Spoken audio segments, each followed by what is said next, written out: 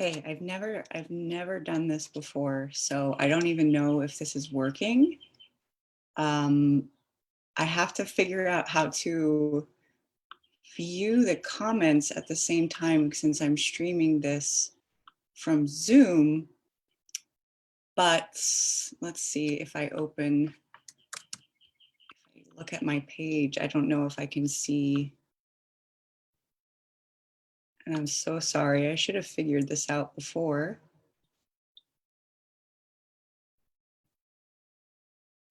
Okay, well, I can see myself streaming on the page, so I will check periodically to see if there's any questions or comments.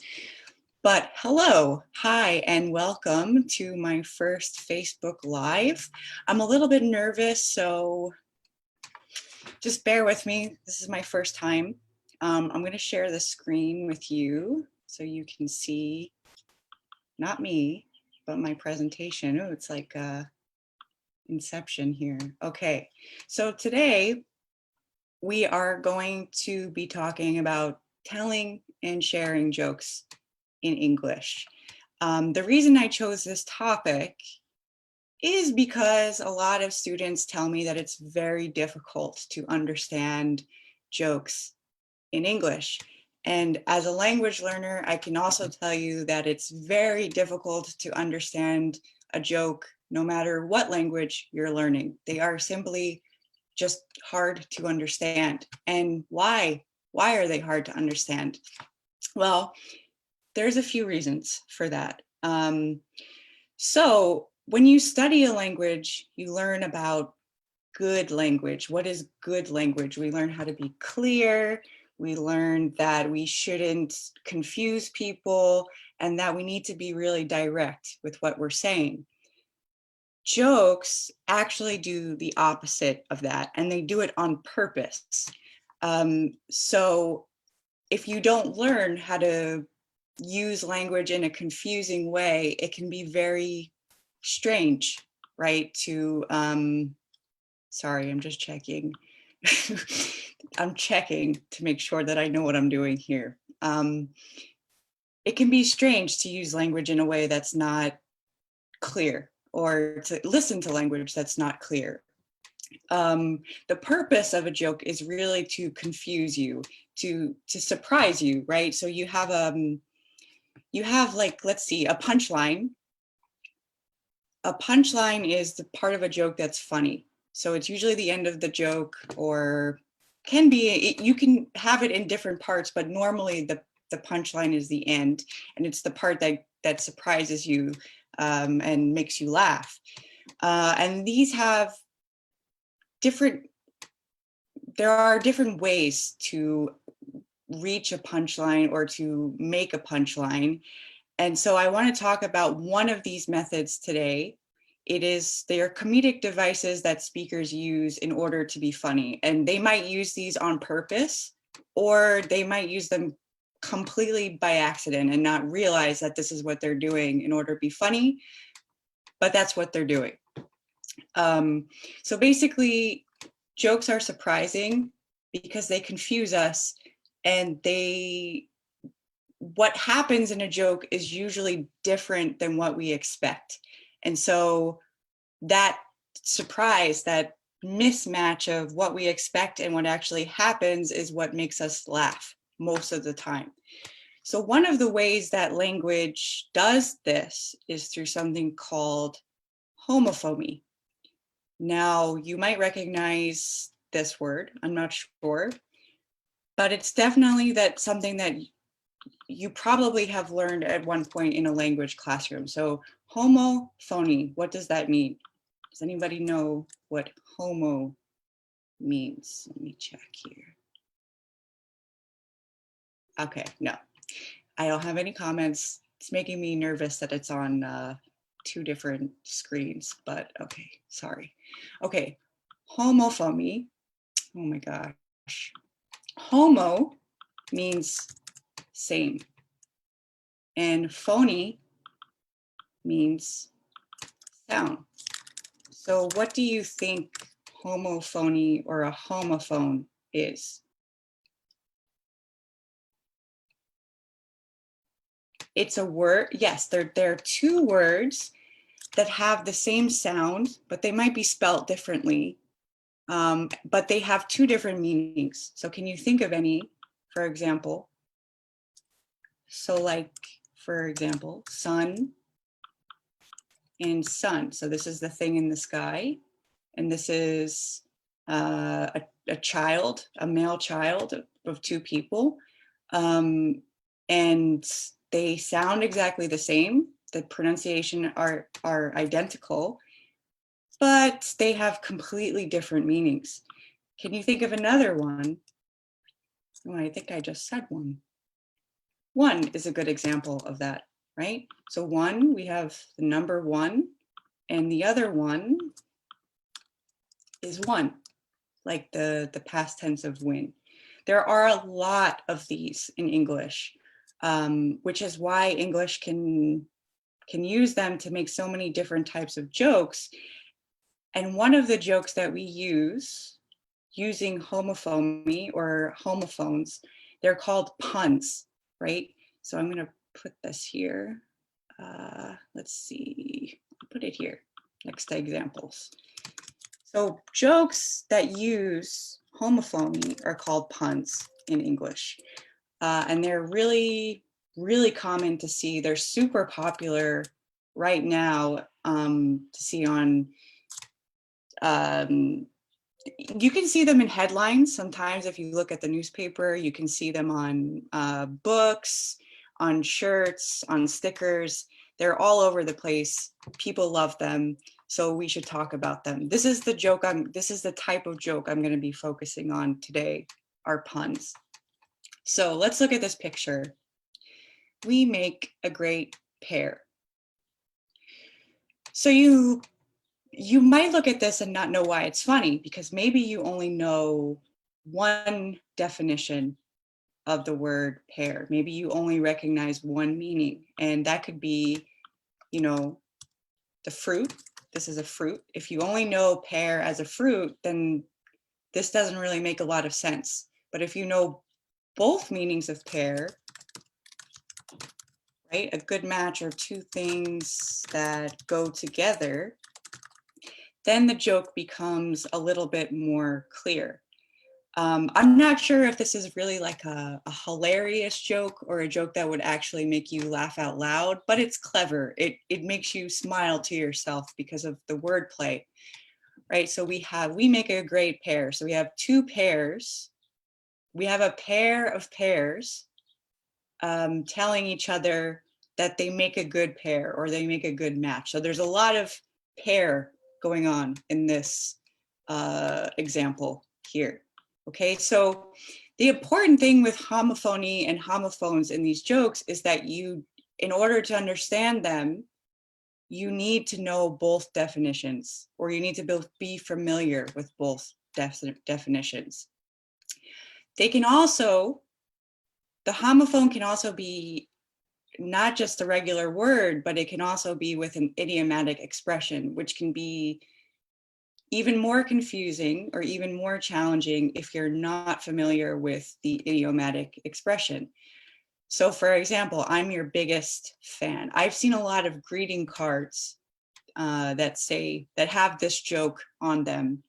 And why is this funny? Well, because we have a fan, right? A fan, most learners will probably know the definition of a fan. And this is a mechanical machine that makes people cool or cools them down, right? And what about to be a fan? If you are a fan of something, what does that mean? It means that you admire something, or you like it, or you support it. So if you are a fan of someone, you support them, you admire them, you like them. You might be a fan of, I don't know, I can't think of, like Coldplay, for example. Or I'm a fan of horror movies, or I'm a fan of Japanese food, for example. So if you have these two meanings of fan, working at the same time, it creates a comedic effect. Now, again, I'm not saying that this is the funniest joke in the world, but that this is one way that speakers use language in order to just create a comedic effect. These can become even harder homophones if you use something that is very field specific or advanced, let's say. So I saw this shirt online a while ago, and it says, "I found this humorous." And I actually laughed at this because I think it's pretty clever and funny and smart. But you might not understand why it's funny if you don't know what a humorous is. You might be able to figure it out by looking at the shirt. So a humerus is a bone in the body. It's a bone. That's one definition of humorous as a noun.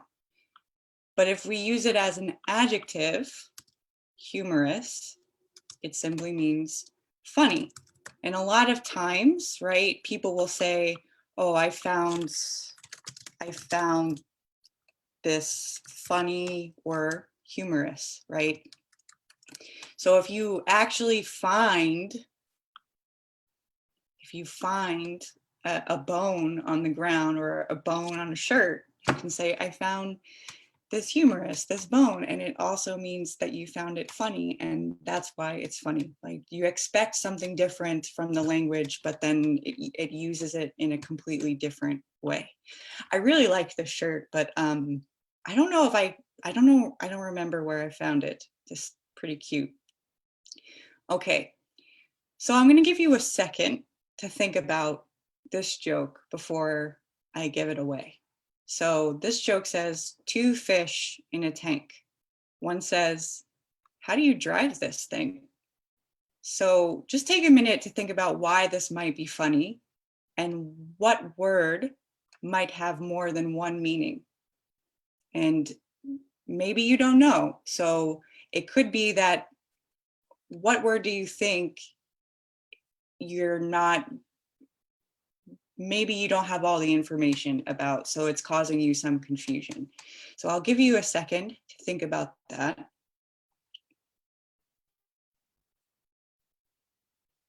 And in the meantime,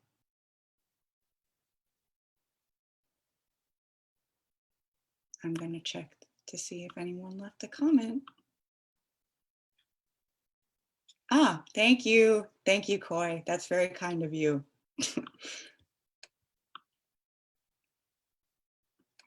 Okay.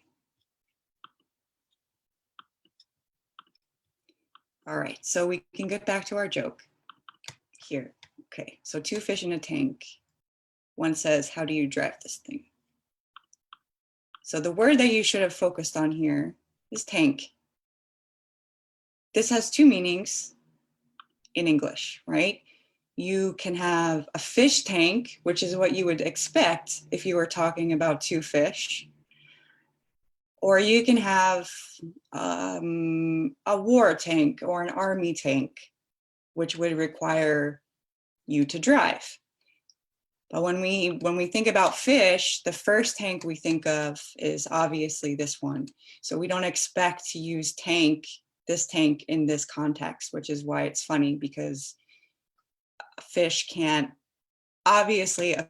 drive. And if you know any fish that can drive, please put me in touch with them, because that's pretty cool.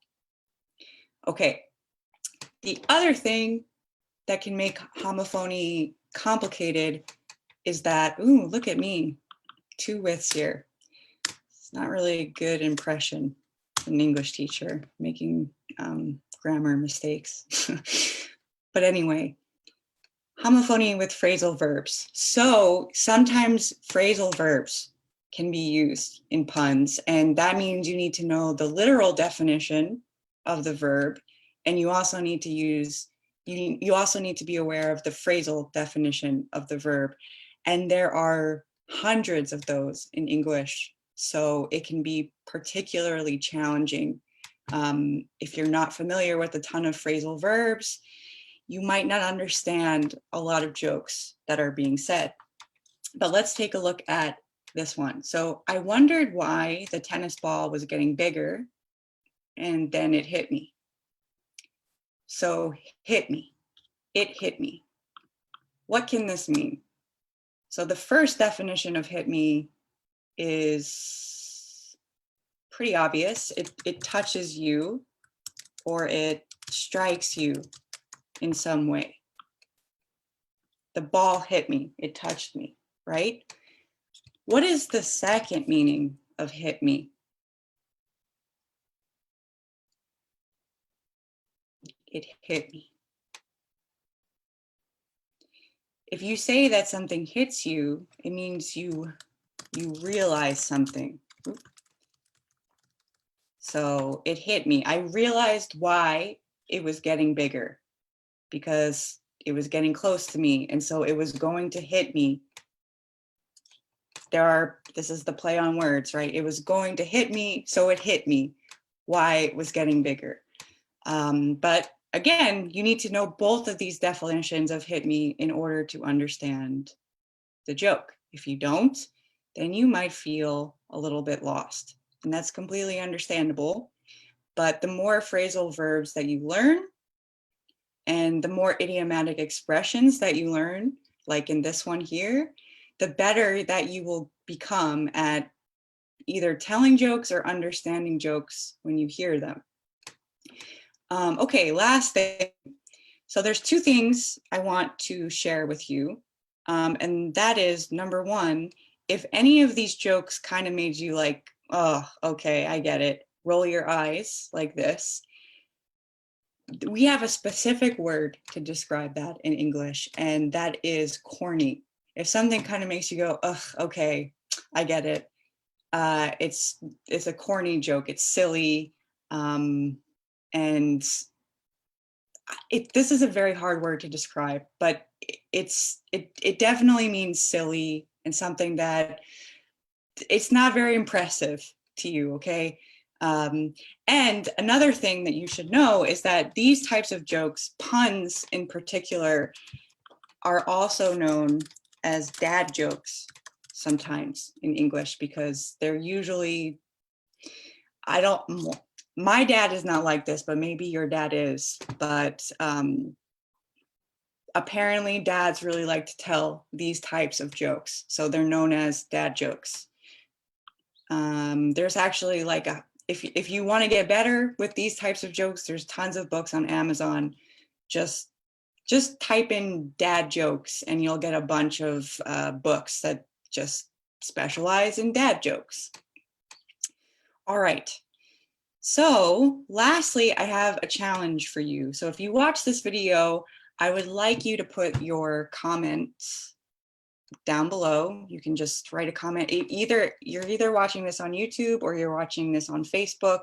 So either way, just leave a comment down below. But this is your challenge for the day.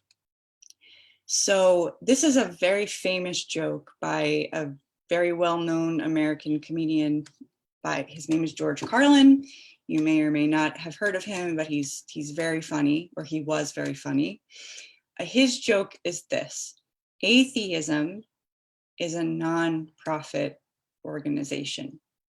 So this is kind of advanced because there's a lot of words that you need to be familiar with here, but I think you can try to figure it out. So I want you to write below why this is funny. So, or why could it be funny? You might not think it's funny, it might not make you laugh, but it's a well-known joke. So why do people find it funny? And what word in here has a double meaning? Okay, and I will post the answer to this a few days from now. Give you some time to look at it, study it even, and then that is it for my live. That's all I have for you today. If you have any questions, you can either leave me a comment or send me a message. And I hope this was useful to you on some level. I'm probably going to do another live at some point this month in April. So if you have any topics or some questions that you have, please let me know. and I will talk to you guys soon. Okay? Thanks. Bye.